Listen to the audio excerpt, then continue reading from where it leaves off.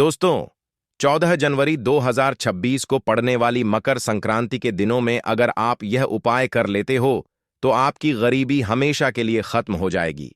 अब तो आज हम आपको प्रकृति द्वारा प्रदान किए गए कुछ ऐसे पौधे के बारे में बताने वाले हैं जिनको छूने मात्र से आपकी गरीबी हमेशा के लिए दूर हो जाएगी।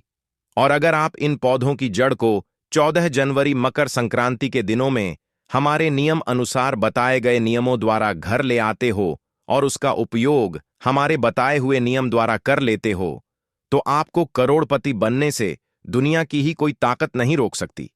1 महीने के अंदर करोड़पति बन जाओगे। भक्तों, मैं माता रानी की सौगंध खाता हूं, अगर आपने इस वीडियो को सच्चे हृदय से देखा तो आपकी हर मनोकामना इच्छा पूरी होगी। पर भक्तों, आपसे एक छोटा सा अनुरोध है कि वीडियो को पूरा देखने पर ही लाभ की प्राप्ति होगी और इस तरह से हम आपको उपाय बताएंगे। उसी तरह से अगर आपने कर लिया तो करणी मंत्र से आपको लाभ ही लाभ होगा। सच्चे हृदय से जो भी भक्त उपाय करता है उसे लाभ जरूर प्राप्त होता है। जड़ी बूटी के बारे में आज हम बताने जा रहे हैं। उसे संजीवनी बूटी भी कहा जाता है, इसलिए इस जड़ी बूटी को मामूली समझने की भूल भी मत करना। भक्तों, सभी जानकारी हम आपको बारी बारी से बताएंगे, इसीलिए अभी इस वीडियो को लाइक कर दीजिए और कमेंट बॉक्स में लिख दीजिए माता लक्ष्मी भगवान शिव, जिससे कि सभी देवी देवताओं की कृपा आप पर और आपके पूरे परिवार पर बनी रहे। भक्तों, चलिए जान लेते हैं। दोस्तों, आप हमारी वीडियो में देख सकते हैं, यह पौधा दिखने में बहुत ही साधारण है, लेकिन इसके गुण और साधारण है। अगर यह आपके घरों के आसपास में है तो इसे साधारण पौधा समझ करके देखने की भूल मत करना। इसका जो आज हम चमत्कारी गुण बताएंगे, आयुर्वेदिक प्रयोग किस प्रकार से, इसका कौन से हिस्से का प्रयोग होता है, अगर यह सारी जानकारी आप देख लेंगे तो बिल्कुल ही कल से आप इस पौधे की पूजा करना शुरू कर देंगे। और आपको बता दूं, बिन पूजा पाठ के ही आपको सारा फल प्राप्त हो जाएगा। खाने का मतलब है, इसके जब आप चमत्कारी गुण समझेंगे तो बिल्कुल ही आपको भी गर्व हो जाएगा कि आप भारत भूमि में पैदा हुए हैं और इस प्रकार के पेड़ पौधे आज भी हमारे बीच में हैं जो कि हमें कई प्रकार के चमत्कारी लाभ प्रदान करते हैं। देखिए, आप हमारे वीडियो में देख सकते हैं, यह पौधे, इस पौधे को कई जगह लड़जीरा के नाम से जानते हैं, कई जगह इस चिड़चिड़ा के नाम से भी जानते हैं, कई नाम से भी जानते हैं।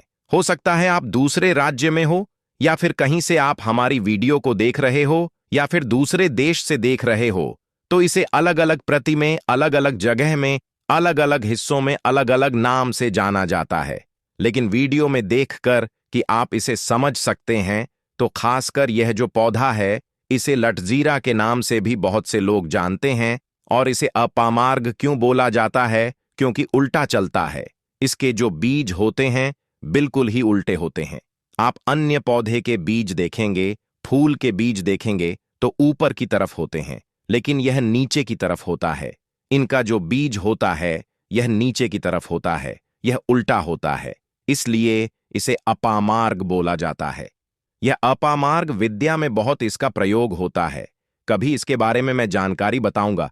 तो क्यों यह हमारे लिए कीमती है, क्यों यह आज साधारण है, इस वीडियो में जानते हैं। सर्वप्रथम तो सभी दर्शकों को कहना चाहूंगा कि कमेंट बॉक्स में जय श्री कृष्णा जरूर लिखना।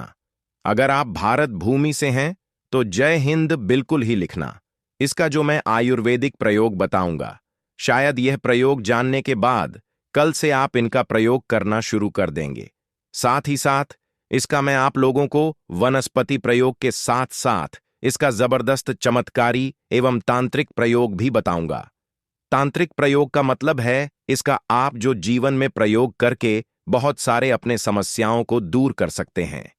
तो सर्वप्रथम इसके बारे में मुझे ज्ञान कब प्राप्त हुआ? एक महात्मा के साथ जब हमारी भेंट हुई तो हमने उनसे बाद में पूछा कि महाराज, आप लोग काफी लंबे समय से सिद्धियां प्राप्त करते हैं, लंबे समय से आप साधना करते हैं, तो हमें यह बताइए, आप लोग 1 महीने तक बिना जल ग्रहण किए हुए किस प्रकार से साधना करते हैं? तो उसे संत महात्मा ने हमें स्वयं ही बताया कि जो चिड़चिड़ा नाम का पौधा होता है, जिसे आप लोग अपामार्ग के नाम से जानते हैं या फिर इसके कई प्रकार के नाम होते हैं, तो उसमें हमें बताएं कि हम उनके अपामार्ग के नाम से जानते हैं। आज भी जंगल में महात्मा जितने भी लोग हैं, संत महात्मा जंगल में रहने वाले जो कि साधना करते हैं, वह लोग इसके बीच के थे। तो उसने हमें बताया कि उनके बीच हादी बनाया जाता है और उनके 2 चम्मच खिचड़ी खाना होता है। अगर आप उनके बीच का खिचड़ी बनाकर के 2 चम्मच खा लेते हैं तो आपको 1 महीने तक भूख और प्यास नहीं लगती है। तो संत ने हमें बताएं कि 1 महीने तक हमें भूख और प्यास नहीं लगती। फिर हम लंबे समय तक जब साधना करते हैं, हमारे धर्मशास्त्रों में यह भी कहा जाता है, अपामार्ग के पौधे के जड़ में मां गंगा का वास होता है। जी हां, बिल्कुल ही मां गंगा का वास होता है। और यह भी माना जाता है कि प्राचीन ग्रंथों में भी लिखा है कि अमृत की कुछ बूंद इसकी जद में पड़ा था। इसलिए आज भी लोग जो धार्मिक लोग रहते हैं, आपके यहां कोई लोग इसके दातून करते हैं कि नहीं? जो बहुत से पुराने जो आने लोग हैं, जिसे हम बुजुर्ग के नाम से भी जानते हैं, ओल्ड मैन कहा जाता है।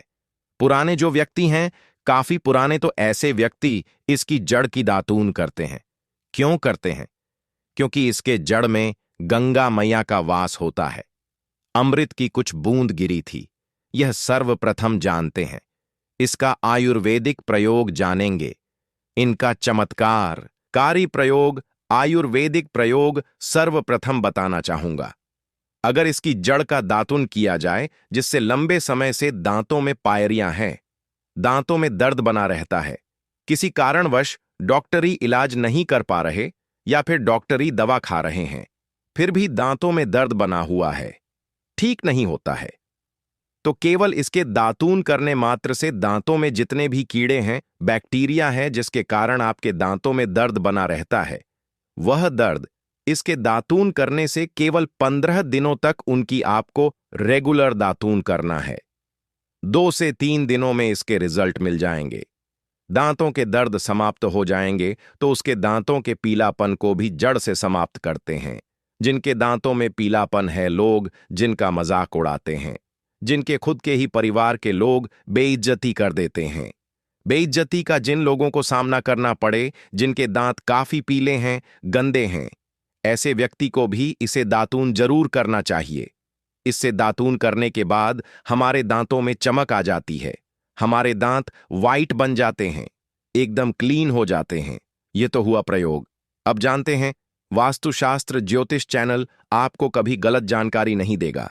किस प्रकार से यह प्रयोग हमने कई लोगों को हम खुद कर चुके हैं, इसलिए हम प्रमाणित प्रयोग बता रहे हैं। तो जिनके प्रसव होने में विलंब हो रही है, बहुत सारी ऐसी माताएं बहनें होती हैं ग्रामीण इलाकों में, शहरी इलाकों में, जिन्हें प्रसव के समय में काफी पीड़ा होती है। जो लोग चाहते हैं डॉक्टर के जरिए से चीड़ फाड़ ना हो, क्योंकि चीड़ फाड़ के चक्कर में काफी होती है, बाद में आगे चलकर के अपने जैसे टांके लग पाए, किट फाड़ कर करके बच्चा बाहर निकल पाया, तो उससे काफी हमें बाद में दिक्कतों का सामना करना पड़ता है। आप चाहते हैं कि आपका जो डिलीवरी सुविधा पूर्वक हो जाए, अर्थात आपके प्रसव हो जाए। किसी भी प्रकार की जो जड़ होती है, इससे आपको सर्वप्रथम 2-4 आपको चावल के दाने ले लेना है, और इसकी जड़ है, इसमें आपको डालना है थोड़ा सा। इसकी जड़ में आपको अपनी का, और जड़ को ले जाते समय आपको प्रार्थना करना है कि हे महाराज, मैं आपको इस कार्य के लिए ले जा रहा हूं कि मैं किसी महिला के लिए गर्भ से जो बच्चे हों तत्काल बाहर निकल, इसलिए मैं आपको ले जा, इस प्रकार से प्रार्थना करना है। और इसे लाल कलर के कपड़े में बांध कर के जो प्रसूता स्त्री है, जिसके कहा जाए बच्चे गर्भ से बाहर नहीं, उन्हें पहना देना है।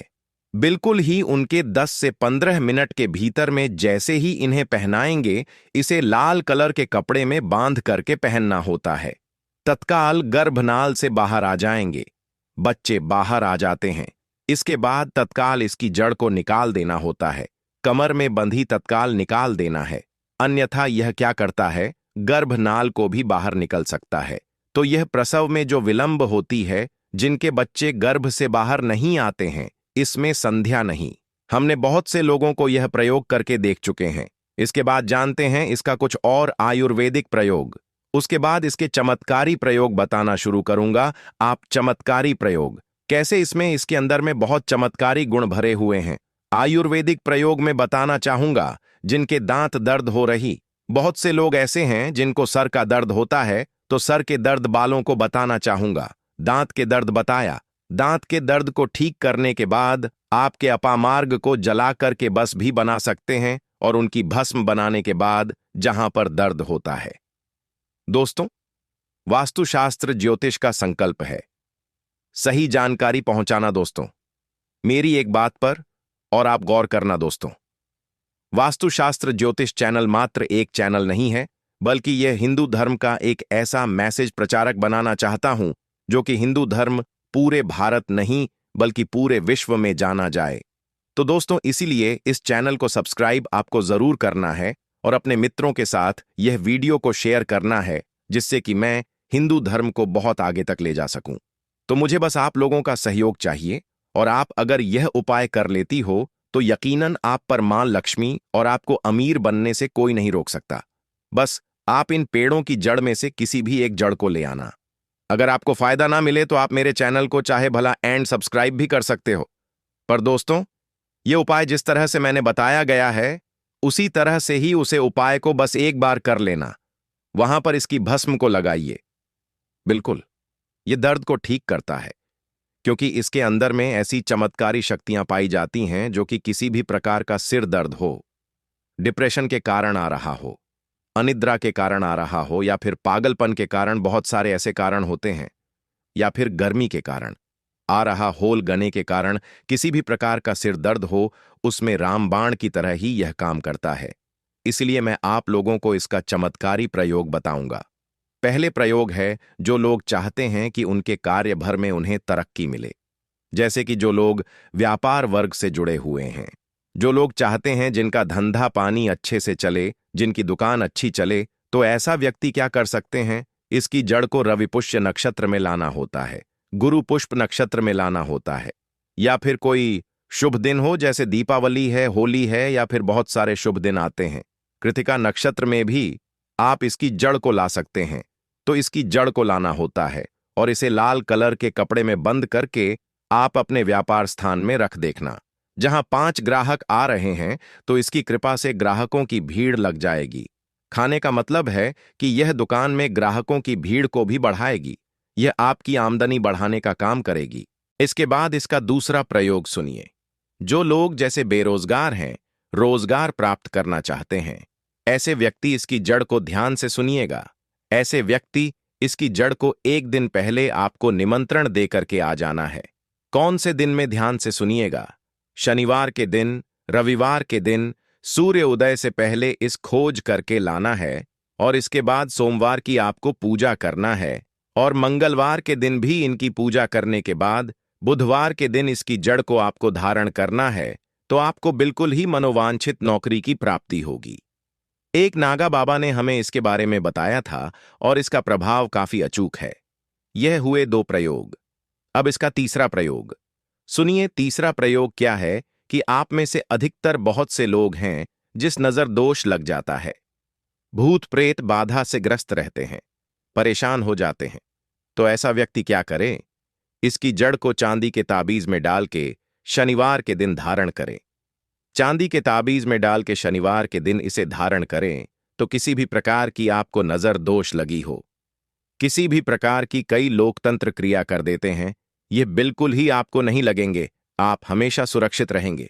दोस्तों, वैसे तो इसके अनेक चमत्कारी गुण हैं, और इसके कुछ चमत्कारी गुण जैसे कि बहुत से लोग पैसे में बताना नहीं चाह रहा था, लेकिन चलिए अंतिम प्रयोग के रूप में बता दूंगा। ध्यान से सुनिएगा। तो आप में से बहुत सारे ऐसे लोग हैं जो कि चाहते हैं कि सामने वाले आपको देखकर कि आपकी तरह बच्ची भूत हो जाए या फिर आपकी ही तरह कार्य करें। आप जो बोले आपके ही अनुरूप कार्य करें। एक काम करना, इसकी जड़ और सफेद दूर्वा घास, ध्यान से सुना, इसकी जड़ और सफेद दूर्वा घास दोनों को पीस के आनंद तैयार करना। इसका तिलक लगाना है। इसका तिलक लगाकर कि अगर आप सभा में जाते हैं तो पूरी सभा आपको देख के मोहित हो जाएगी।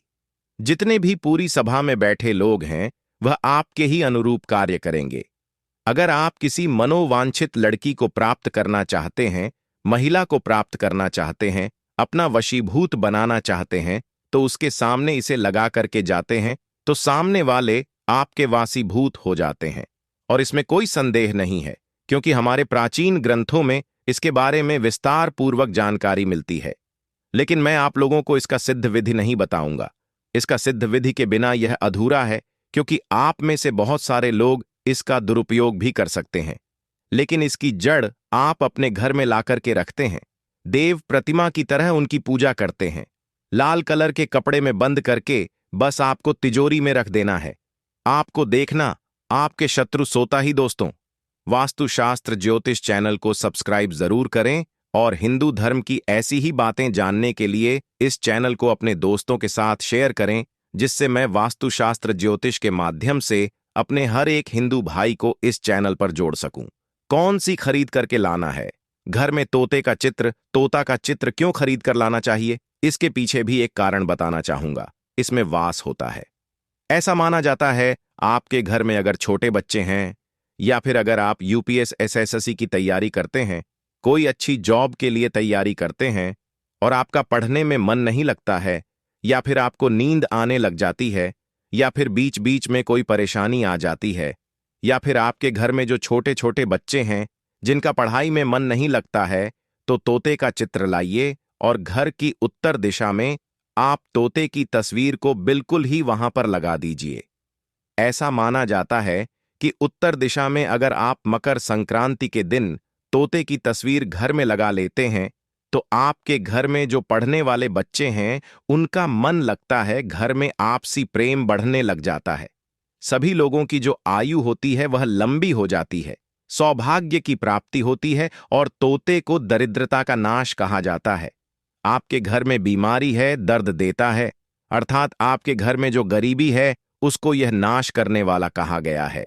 वास्तुशास्त्र में तोते को बहुत ही उत्तम पक्षी कहा गया है। जिस स्थान पर तोता का चित्र रखा जाता है उस स्थान पर कभी भी दरिद्रता का वास नहीं होता है। तोते की तस्वीर जरूर लाइए। दोस्तों, आपसे एक बात और कहना चाहूंगा कि आप अपनी राशि को हमारे कमेंट बॉक्स में जरूर शेयर करें हमारे साथ, क्योंकि हम आपकी राशि से जुड़े कुछ ऐसे उपाय भी बताते हैं जिनसे आपको धन की प्राप्ति हो और कुछ विशेष रूप से आप पर कृपा हो। या फिर आप यह समझ सकते हैं कि आपको हम कुछ ऐसे उपाय भी बताते हैं एवं तांत्रिक उपाय भी बताते हैं जिनसे आपको लाभ की प्राप्ति हो, और आपको कोई भी समस्या हो तो भी आप हमारे कमेंट बॉक्स में हमें बता सकते हैं। सच्चे हृदय से कमेंट बॉक्स में लिखना ना भूलें। जय मां लक्ष्मी। ध्यान से सुनना। हिंदू धर्म में शंख को बहुत ही पवित्र माना जाता है। अब ऐसा क्यों माना जाता है? क्योंकि समुद्र मंथन के दौरान शंख की उत्पत्ति हुई थी और 14 रत्न में से शंख की भी गणना होती है। शंख भगवान विष्णु जी ने स्वयं धारण किया हुआ है, और ऐसा माना जाता है कि जो शंख है इसमें माता लक्ष्मी का वास होता है। जिस घर में शंख होता है, जिस घर में शंख को बजाया जाता है, उस घर का वातावरण पवित्र हो जाता है। वहां पर रहने वाली जितनी भी नकारात्मक शक्ति होती है उन सब का नाश हो जाता है। शंख नकारात्मक शक्ति को उल्टा सकारात्मक में बदल देता है। इसमें आपका फायदा ही फायदा होता है। नए साल पर अगर आप शंख अपने घर में लाते हैं तो भगवान विष्णु के साथ साथ माता लक्ष्मी भी दौड़ी दौड़ी चली आती है, और खास तौर पर मकर संक्रांति के पहले ही दिन शंख अवश्य बजे। इससे आपका नया साल जिंदगी भर कभी खराब नहीं होगा। तो साल 2026 तो वह नमक साधारण नहीं होता है। और यह भी ध्यान रखिएगा कि आप गलती से कहीं साधारण नमक मत मिला देना। उसमें थोड़ा सा सेंधा नमक मिलाना और थोड़ा सा काला नमक मिलाना। देखिए, ये सब किसी थाली में सजाकर नहीं, बल्कि सीधे हाथ में लेकर गाय को खिलाना। अगर आप अपनी हथेली में रखकर गाय को खिलाओगे और गाय ने अपनी जीभ से तुम्हारी हथेली को स्पर्श कर लिया, आपकी बात करने तुम्हारी बनानी नहीं, तलवार में हथेली करना, तो समझ जाना कि साक्षात माता ने तुम्हारे सारे कष्टों को अपने अंदर समाहित कर लिया है। क्योंकि देखिए, आपको मैं बता देता हूं कि यह सब चीजें अगर आप थाली में रखकर गौ माता को अर्पित करेंगे तो उतना जल्दी असर नहीं होगा। सीधे हाथ में लेकर गाय को खिलाना है। उसके बाद ध्यान रहे, यह उपाय आप कर लें तो किसी को बताना नहीं है, ना किसी को दिखाना है। और सबसे जरूरी बात, खिलाते समय कोई इच्छा नहीं बोलनी है। बिल्कुल खाली मन रखना है, शांत मन रखना है। मन में किसी के प्रति ना तो नकारात्मक भाव उत्पन्न हो, न किसी के प्रति हम गलत सोचें, न किसी के प्रति अच्छा सोचें। खाली मन रखना है। कोई भी आपको अपनी इच्छाएं नहीं भूलनी है। जी हां, बस मन में यह भावना रखना है कि जो होगा सही होगा और जो आप माता मेरे लिए करेगी उसी में मेरी खुशी होगी। इतना बोलना है और बता देता हूं कि अगर इसे गाय थोड़ा सा भी खा लेती है, अर्पित कर लेती है, तो समझ लीजिएगा कि संकेत मिल गया है। इसके बाद पूरे साल एक नियम अपने आप लग जाता है। आप अन्न का अपमान नहीं करेंगे। इस उपाय को करने के बाद 3 से 4 नियम है जो मैं बता रहा हूं। अन्न का अपमान नहीं करेंगे, क्योंकि अन्न किससे संबंध रखता है? मां अन्नपूर्णा से अन्न का अपमान करोगे तो आप सीधा मां अन्नपूर्णा का अपमान करोगे। दूसरी चीज है दोस्तों कि खाने को व्यर्थ नहीं फेंकेंगे और महीने में कम से कम एक बार किसी जानवर या किसी पक्षी के लिए चुपचाप आप कुछ खाने का रख देंगे, बिना किसी को बताए। देखिए, इतना तो आप कर ही सकते हैं। हर इंसान रोज दान पुण्य तो करता ही है। तो मैं आपको कह रहा हूं कि भले आप रोज मत करना, लेकिन हर महीने आप पशु या